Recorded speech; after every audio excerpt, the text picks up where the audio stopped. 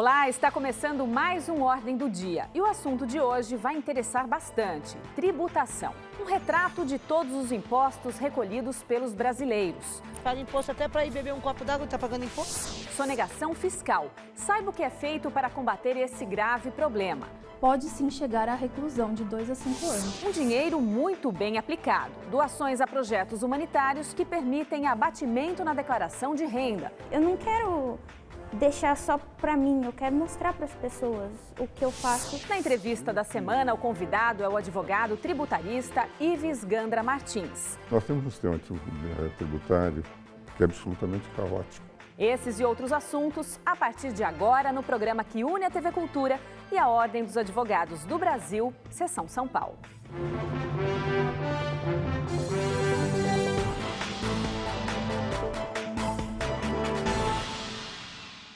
Passa facilmente de R$1 trilhão a quantia paga em tributação pelos brasileiros todos os anos. Um rio de dinheiro que nem sempre volta ao contribuinte da forma como ele gostaria.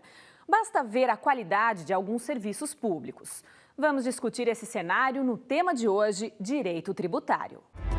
A Constituição Brasileira e o Código Tributário Nacional definem como tributo a montanha de coisa que a gente paga para o governo: impostos, taxas e contribuições.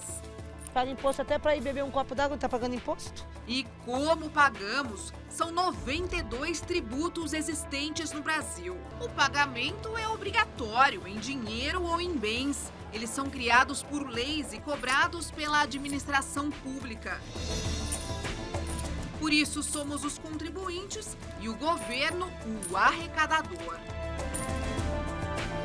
Os impostos podem incidir sobre a renda, o patrimônio ou o consumo e servem para financiar serviços universais como educação, segurança. As taxas são cobradas pela emissão de um serviço específico, como a limpeza pública. Já as contribuições estão ligadas a uma finalidade, como a CPMF, a Contribuição Provisória sobre Movimentação Financeira. E assim, de sigla em sigla, a burocracia fiscal e o montante arrecadado só aumentam. A carga tributária brasileira atingiu 33,5% do PIB, o Produto Interno Bruto, em 2014. Trabalhamos 151 dias por ano só para pagar impostos. Em 2013, o Instituto Brasileiro de Planejamento e Tributação concluiu que os brasileiros mais pobres pagavam mais da metade do total de impostos.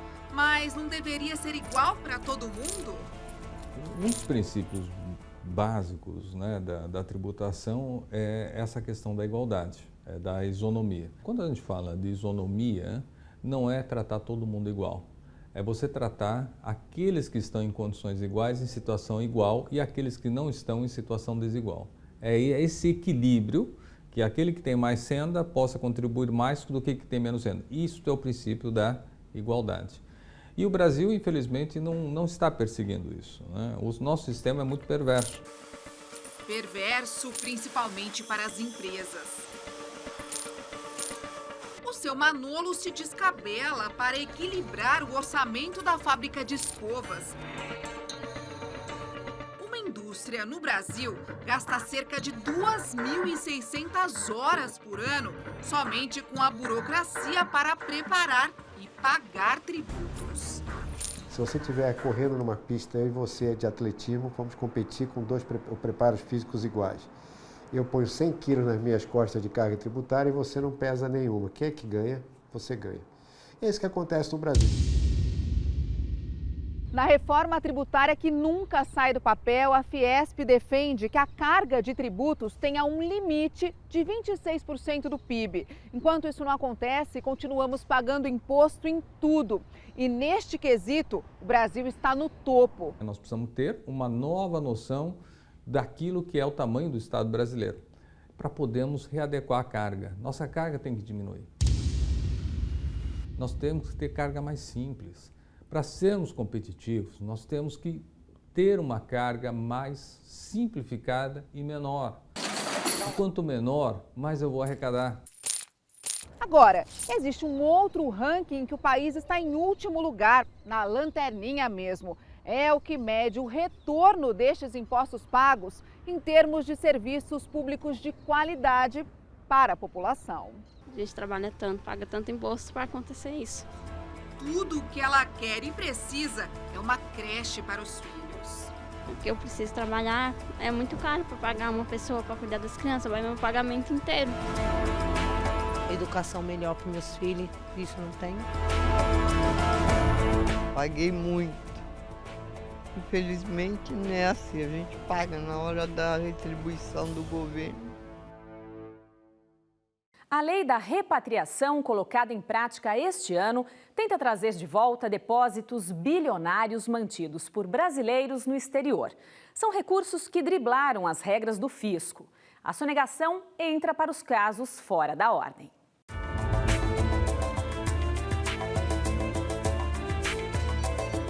Grande parte dos leitores de cheque e código de barras usados no país sai desta empresa na Zona Sul de São Paulo. Um aparelho como este custa R$ 500, 40% do valor, ou R$ 200, são impostos. Um custo pesado, maior que a tecnologia embutida nas caixinhas que agilizou os pagamentos. Além de você ter todos os seus custos de impostos, você tem um custo interno para você decifrar quais são esses impostos, quais são as modalidades que você se encaixa e qual a carga tributária que especificamente cada produto teu, para cada tipo de cliente, você tem que aplicar. Mas nem todo mundo paga todos os impostos. O nome disso é sonegação. Ou, conforme uma lei de 1990, crime contra a ordem tributária. Inclui fazer declaração falsa, omitir dados sobre bens e renda, falsificar documentos fiscais e emitir nota fiscal.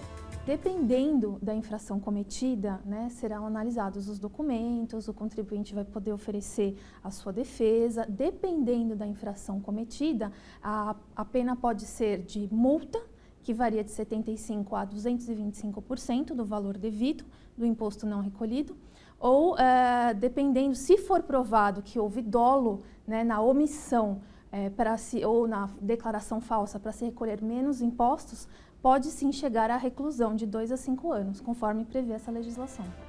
Os números mostram o tamanho do problema. Entre janeiro e abril deste ano, 25 bilhões de reais em tributos deixaram de ser pagos em São Paulo. No ano passado, as multas aplicadas no estado pela Receita Federal somaram 71 bilhões de reais. O papel da Receita é cada vez diminuir mais a quantidade de pessoas que não pagam para o benefício de todos. E tem ainda o envio de dinheiro ao exterior como forma de driblar o fisco. Para combater esse mal, este ano entrou em vigor uma lei que estimula a repatriação de recursos. Não é crime você ter uma offshore em paraíso fiscal, desde que você cumpra todas as etapas da legislação e que você não esteja ocultando valores, direitos, bens. Além do governo perder dinheiro, a sonegação traz um efeito danoso para quem cumpre a lei.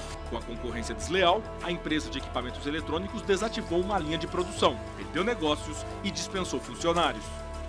Às vezes nós nos defrontamos com tais situações e dizemos, não é possível que essa pessoa esteja corretamente ou andando dentro da linha, como a gente fala. É impossível porque você coloca os custos, e mesmo que você veja o teu custo abaixo, o teu valor abaixo do seu custo, jamais chegaria a esse preço.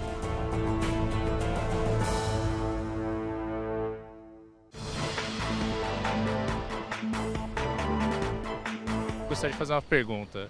Se os impostos fossem aplicados sem desvios, a gente teria serviços melhores. Com certeza, se a gente tivesse uma máquina pública mais enxuta, com menores despesas e também a questão de desvios, o país poderia empregar melhor os recursos que são arrecadados através dos impostos, dos tributos em geral, e teríamos mais serviços públicos para a população. O Ordem do Dia faz um rápido intervalo. Na volta, vamos ter a entrevista da semana com Ives Gandra Martins. E no caso de sucesso, projetos que dependem de doações e patrocínios para continuar fazendo o bem.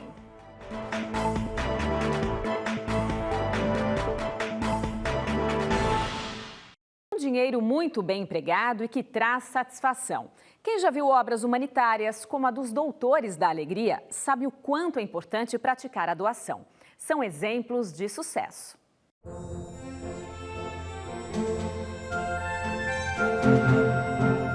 Um hospital com crianças doentes, tudo parece triste. Até que chega o palhaço. A gente pode entrar? São os especialistas em risadas.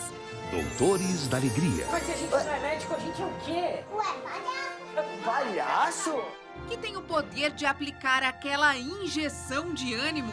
Boa tarde. Olá. Já passou algum besteirologista aqui hoje?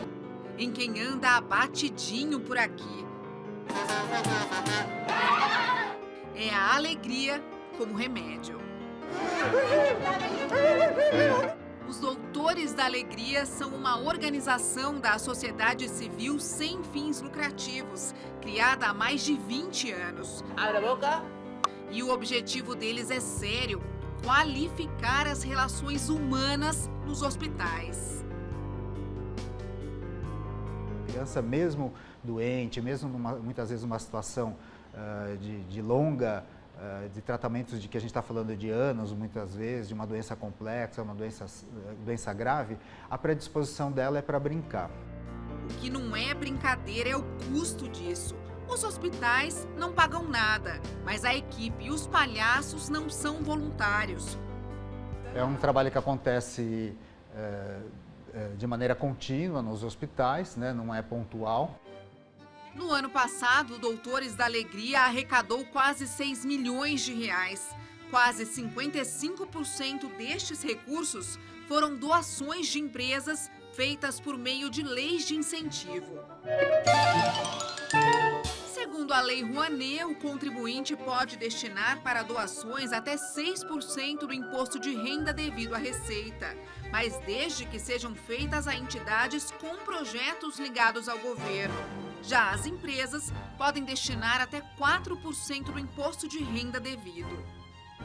O contribuinte que destina o seu imposto de renda para um fundo ou para um projeto não paga menos imposto por isso. Apenas permite que parte do imposto devido seja encaminhada diretamente para uma ação social. E o que todo contribuinte quer quando tira esse suado dinheirinho do bolso é ver o resultado disso, não é mesmo? Pois aqui no Projeto Guri de Jundiaí, a gente consegue, além de ver o resultado, ouvir.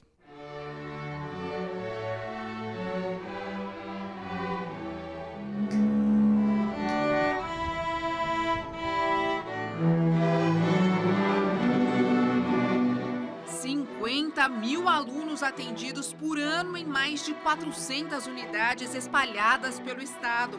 Escola num período, música no outro. Nossa, aqui tem tudo de bom. Você consegue ter uma visão maior do mundo, da música também. Você consegue se socializar mais com as pessoas. Arranjei um monte de amigo aqui. O Projeto Guri é mantido pela Secretaria da Cultura de São Paulo e também recebe doações por meio de incentivos fiscais. Então, quando você tem uma política pública que não tem apenas a participação do governo, mas também tem a participação de pessoas físicas que colaboram e de empresas que se tornam parceiras dessa política, é claro que ela tende a ser muito mais duradoura. Eu não quero deixar só para mim, eu quero mostrar para as pessoas o que eu faço e o que eu toco. Mesmo que eu não leve isso como trabalho, como profissão, eu sempre quero mostrar para as pessoas tudo que eu estou aprendendo e tudo que eu estou evoluindo. Nosso entrevistado da semana é bem conhecido do público, o advogado tributarista Ives Gandra Martins. Doutor, eu assisti a algumas entrevistas do senhor do comecinho da década de 90 e o senhor chamava o sistema tributário brasileiro de esclerosado, de desconfigurado. Para o nosso sistema atual, nosso sistema tributário atual, o senhor usaria adjetivos diferentes hoje? Nós temos um sistema tributário que é absolutamente caótico, porque foi discutido amplamente na Constituição.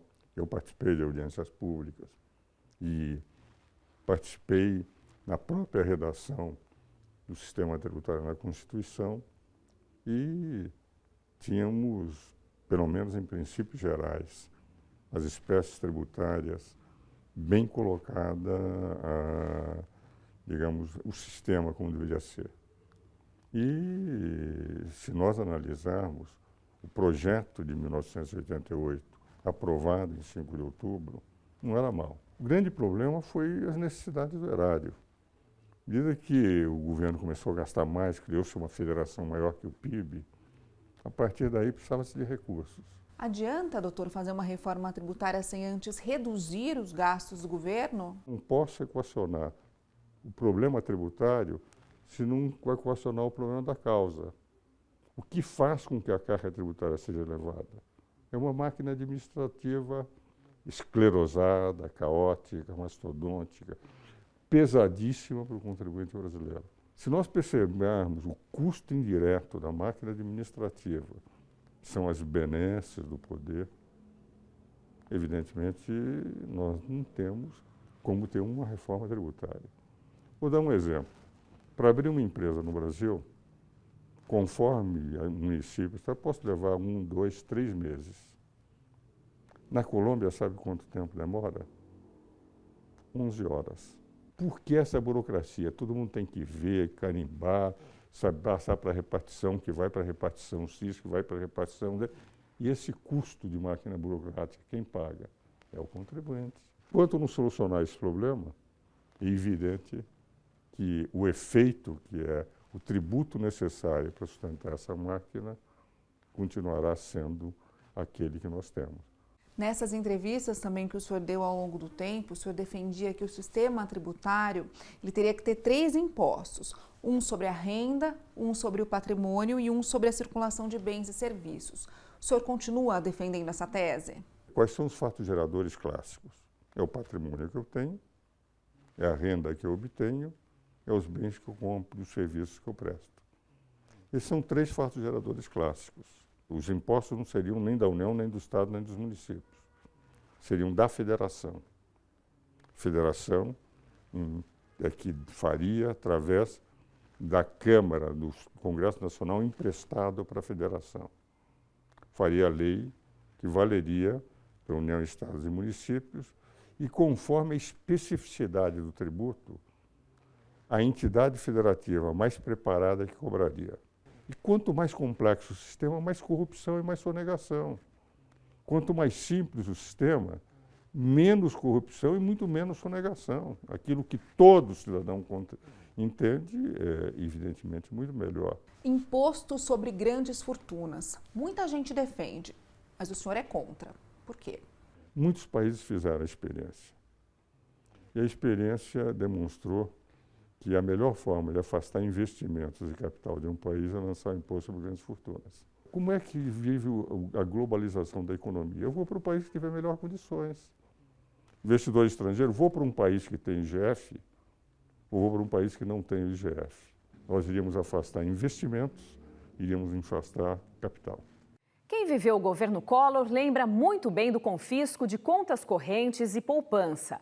A medida extrema pode ser adotada quando há descontrole da economia. Fique por dentro.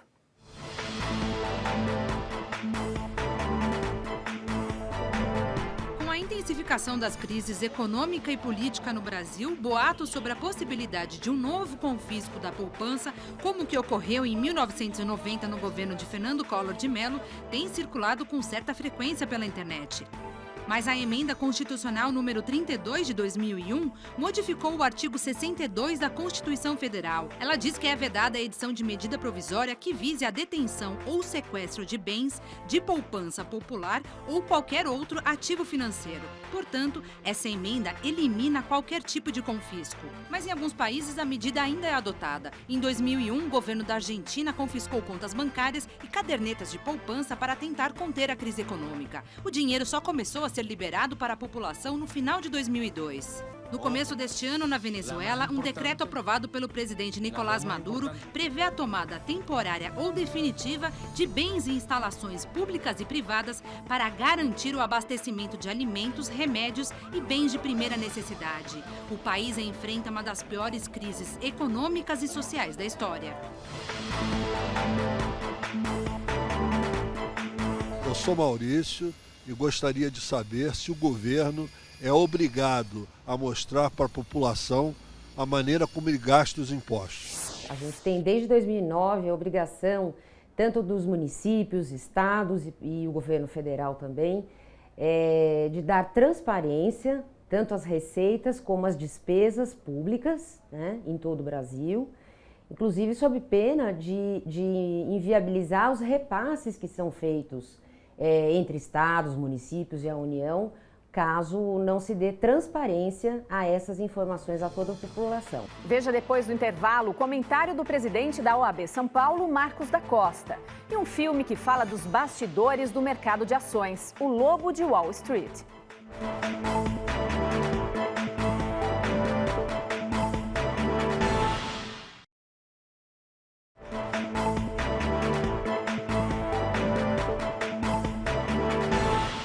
O Ordem do Dia está de volta com o tema Direito Tributário. Vamos ouvir agora o comentário do presidente da OAB de São Paulo, Marcos da Costa.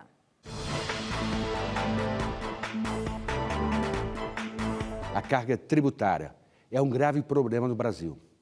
Trata-se de um nó difícil de ser desatado e um dos maiores desafios no campo das reformas. São muitos os interesses em jogo. O desembolso vai além do imposto de renda e inclui uma vasta lista de impostos indiretos, como o ISS, o PIS, o COFINS, o ICMS, o IPI, entre outros. Além da carga de tributos e de sua complexa trama de recolhimento, enfrentamos ainda outra dificuldade. Estamos sujeitos a alterações constantes nessas regras, o que gera incertezas e muita desinformação sobre direitos e deveres. Essa situação leva à insegurança jurídica e à dificuldade de planejamento que, no mínimo, prejudicam a realização de investimentos no país. Sendo nebuloso planejar, não há como investir e tomar decisões efetivas. Isso afeta tanto pessoas jurídicas como as pessoas físicas. Ou seja, de modo geral, todos podem acabar prejudicados, já que, em última instância, excesso de tributos afeta a geração de empregos, cenário que se agrava pela ausência de serviços públicos de qualidade, os quais deveriam ser administrados a partir de parte dos impostos recolhidos. Na OAB de São Paulo, por meio da nossa Comissão de Direito Tributário, temos o desafio de fomentar plataformas de discussões e debates para a realização da tão desejada reforma tributária.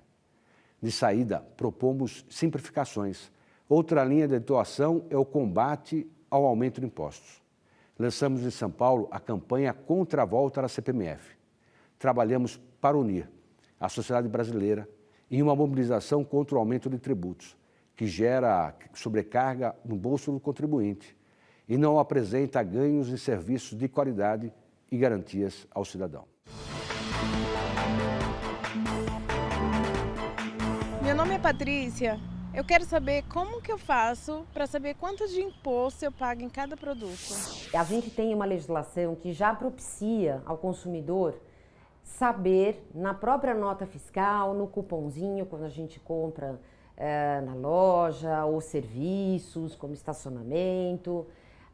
Todas as empresas têm a obrigação de informar no cupom ou na nota fiscal quanto tem de tributos ali embutidos no preço. Como o Brasil tem um sistema tributário muito complexo, esse valor é informado de forma aproximada e apenas em relação a uma parte da tributação que incide sobre a venda de produtos e serviços. Um filme baseado em fatos reais mostra os bastidores do mercado de ações, um lugar onde se paga muito imposto e também se convive com a fraude em algumas ocasiões.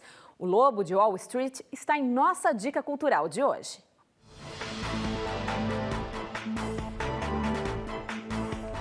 Nossa, a diferença deles é enorme. Esse é o ponto. Qual é seu nome mesmo? O meu, Jordan Belfort. No papel principal, um Leonardo DiCaprio que se arrasta no chão. Jorge, sabe, um dia desses você vai acabar colhendo o que plantou. Dos 2 milhões de ações oferecidas para venda, O ator vive o papel de Jordan Belfort, um corretor de títulos de Nova York que dirige uma empresa especializada em fraudes de seguros. Quem se importa? Como sempre, essa é a questão. É isso que eu tô falando, gente! Corrupção e lavagem de dinheiro viram rotina na vida de Belfort.